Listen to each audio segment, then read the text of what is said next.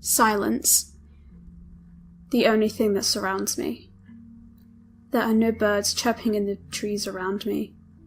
No cars in the distance. Just nothing. I am truly alone out here. I cannot tell you how long I'd be walking, but the snow up to my knee was making it harder and harder to continue, especially with the bite in my left calf I'd gotten during my escape. I remember some of the events that led up to how I got here. Cold, alone, and helplessly lost. I remember arriving at the cabin 4 days ago with some friends, hoping for a relaxing break from the stresses of life. Picture this, a group of kids in the middle of nowhere with only a landline phone and a dirt road to the outside world.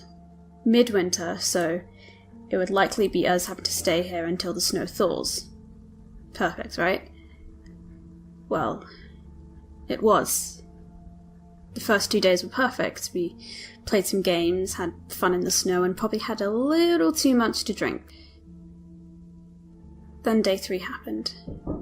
2 of my friends, Evan and Buffy, and I decided to go for a hike, to embrace the sights and take some photos for Buffy's project she had yet to even start.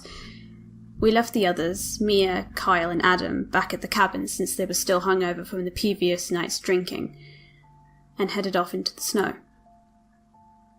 While we hiked in the snow, the only sounds were our feet treading through it, the occasional comments about how quiet it was, and the frequent clicking of Buffy's camera. We stumbled upon a cave on our hike. It was dark and smelled of decay.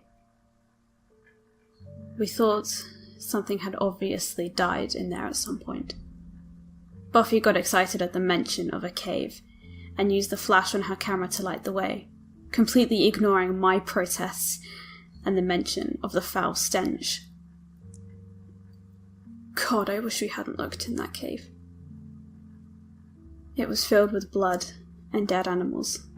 It gave off this feeling that I could only describe as death.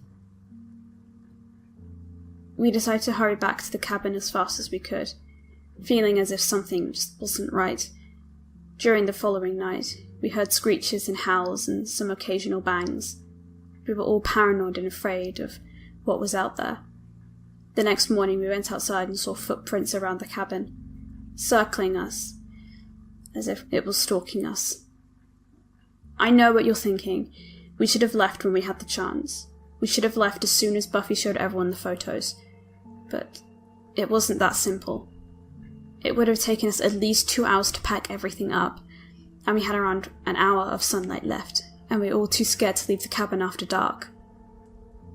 We would have left in the morning, but after seeing the footprints in the snow, no one wanted to even step foot outside. We were officially stuck. We didn't want to stay, but we felt as if we couldn't leave. We did what we felt was necessary. We boarded up the cabin as much as we could and decided to wait it out, either until that thing left us alone, or until the snow melted enough so that we could sprint to the car and get the fuck out of here. The next several days were a blur. We barely slept, barely talked, focusing on nothing but every small sound and movement that came from outside. Somewhere along those days, I must have fallen asleep because I was woken up by a cold breeze. My heart pounded inside my chest as I glanced around the dark room, the only light, which was coming from the moon as it shone through the gaps of the boarded windows. Slowly standing up, I reached into my pocket and grabbed my phone, turning on the light to get a better view of my path. Taking a shaky breath, I began to walk across the dark room, towards the door which led to the hallway and our bedrooms. I reached the hallway and let the light on my phone gloss over the hallway, looking for an open window or something that would give away the breeze I had felt. In the darkness, I couldn't see an open window. I guessed that someone had opened the window in their room, but just as I stepped foot in front of Adam and Mia's room, I heard shuffling coming from down the hallway. Turning towards the sound, I saw Buffy, crawling across the floor towards me, her arms and face coated in blood, leaving a trail of blood in her wake. She barely made it halfway across the room before she froze, her eyes widening as they locked with mine. She barely made out a "help me" before she was dragged back into the darkness, screaming bloody murder and clawing at the floor to help. I should have saved her, but I was too scared to move. My hand was shaking so much I almost dropped my phone, but I kept a firm grip on it to light the hallway in front of me. I slowly brought up my phone to where my face locked with the thing that took Buffy. It was black and slender, covered in a thin layer of fur. Or perhaps it was skin. It was thin enough, but looked too shaggy to be anything but fur.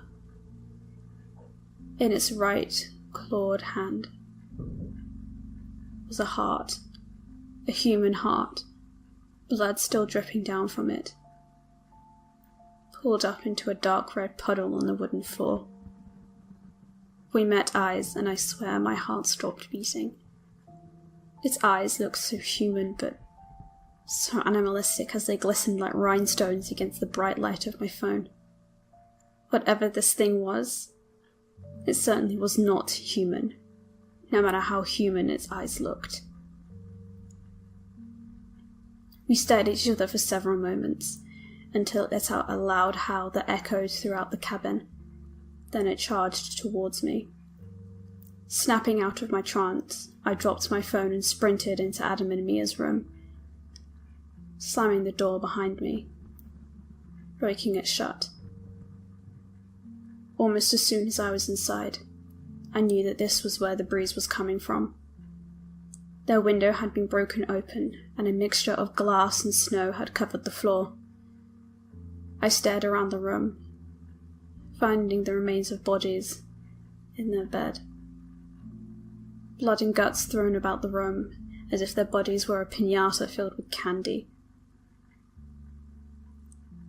I walked slowly through the blood-drenched floors, almost completely ignoring the pounding of the door and the shattering of wood behind me. My body shifted into autopilot as I pulled one of the bedside tables towards the small window, so I could climb through. The thing behind me finally getting inside the room and began its way towards me, climbing over the bed and the remains of my friends to get to me. As I panicked, I pulled myself through the small window, ignoring the jagged glass cutting at my exposed skin.